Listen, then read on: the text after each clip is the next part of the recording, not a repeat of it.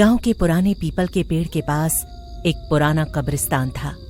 रोज रात होते ही वहां सन्नाटा छा जाता था। मगर आज रात 12 बजे वहां पास की गली में ढोल नगाड़े बज रहे थे।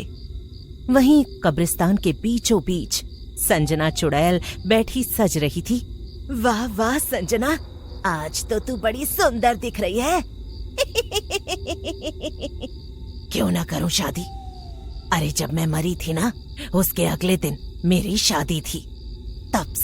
जब से मैं चुड़ैल बनी, मेरी सिर्फ यही एक इच्छा थी कि मैं शादी करूं। और आज आखिर मुझे मेरी पसंद का दूल्हा मिल ही गया, और वो यहाँ मेरी बारात लेकर आ रहा है। उधर बारात पहुंचने ही वाली थी। उसी वक्त कब्रिस्तान के पास हेमंत और मयूर साथ में घूम रहे थे। वाह यार, रात में घूमने का तो मजा ही कुछ और है। हाँ यार। तभी हेमंत को कुछ सुनाई देता है। अरे ये कैसी आवाज है? क्या हुआ? कहीं से ढोल नगाड़े की आवाज आ रही है यार। लगता है आसपास कोई बारात निकल रही है। क्या बारात? अरे वाह, फिर तो बड़ा मजा आएगा। चल शादी में घुसकर खाना खाएंगे, बड़ा मजा आएगा।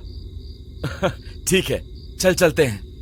हेमंत आवाज का पीछा करते हुए कब्रिस्तान के पीछे तक पहुंच जाता है। उसे कब्रिस्तान के अंदर से रोशनी आती दिखाई देती है। अरे यार, रोशनी तो अंदर से आ रही है। ये तो कुछ गड़बड़ लगती है। गड़बड़ क्यों? अरे ठीक से देख बेवकूफ, ये कब्रिस्तान है। अरे हाँ, ये तो सच कहा तूने। अजीब बात है। लेकिन यार तू ही सोचना, आजकल लोग ऑनलाइन ट्रेंड की वजह से वैसे भी कितनी अजीब अजीब चीजें करते होंगे। शायद इन लोगों ने ट्रेंड की वजह से कब्रिस्तान में शादी कर ली है। इस ट्रेंड के बारे में मैंने पहले तो कभी नहीं सुना यार। छोड़ना यार, ट्रेंड से हमारा क्या लेना देना। हम चलकर खाना खाते हैं, क्यों? ठीक है ना? हाँ ठीक है। फिर हेमंत और मयूर खाने के लालच में कब्रिस्तान के अंदर चले जाते हैं। लेकिन वहां का नजारा देखकर उनके होश उड़ जाते हैं। जो मंडप सजा था, उसके आसपास चुड़ैल खड़ी थी, और वहां किसी इंसान नहीं बल्कि एक भूत और चुड़ैल की शादी हो रही थी। मयूर, ये कहाँ ले आया तू मुझे? ये तो भूत चुड़ैलों की शादी है। हाँ यार, जल्दी से निकल लेते हैं, वरना अगर इन्होंने हमें देखा तो हमारी खैर नहीं। मयूर और हेमंत दबे पांव वहां से वापस जाने के लिए मुड़ते हैं। लेकिन तभी दुल्हन संजना की नजर उन दोनों इंसानों पर पड़ती है, और वो हंसते हुए कहती है, अरे वाह, लगता है मेरी बारात में इंसान भी आए हैं। संजना की डरावनी आवाज सुनकर मयूर और हेमंत के पैर जैसे जम जाते हैं।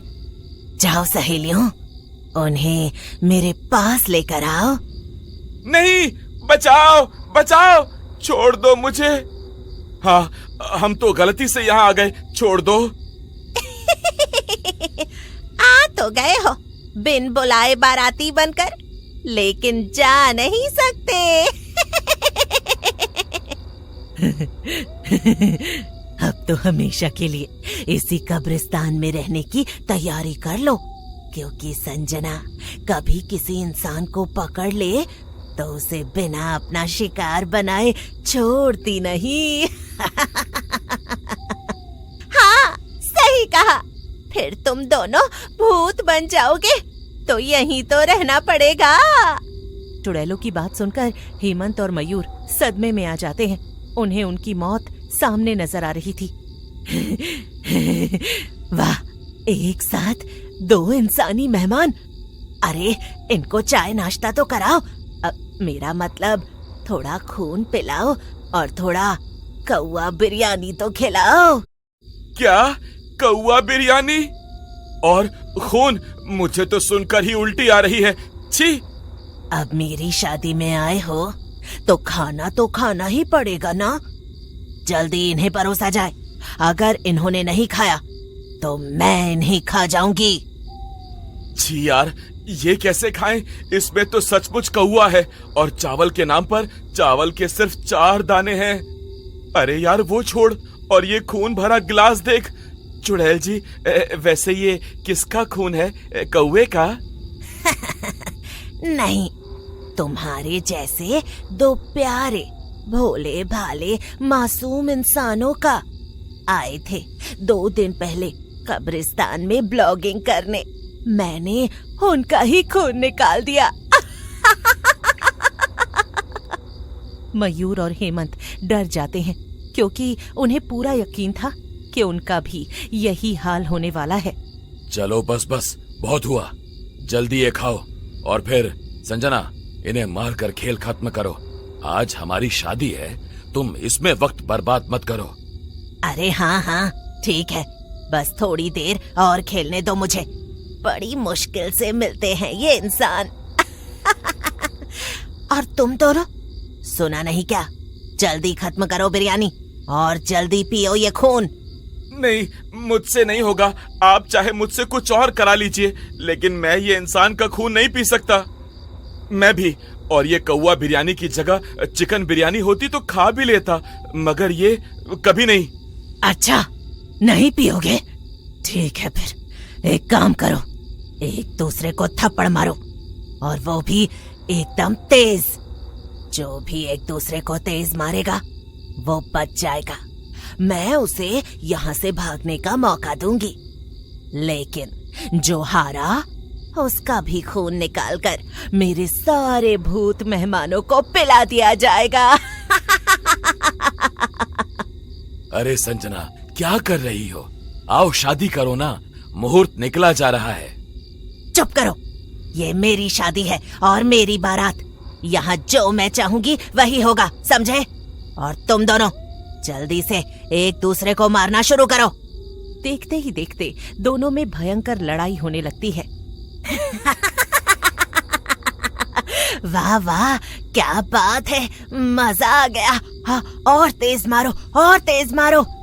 उधर दोनों लड़ते हुए एक दूसरे से कहते हैं, सुन यार, मैं तुझे उठाकर कब्रिस्तान के गेट की तरफ पटकूंगा, फिर तू मुझे गुस्से में और बाहर फेंक देना, फिर दोनों बाहर पहुंचकर भाग जाएंगे।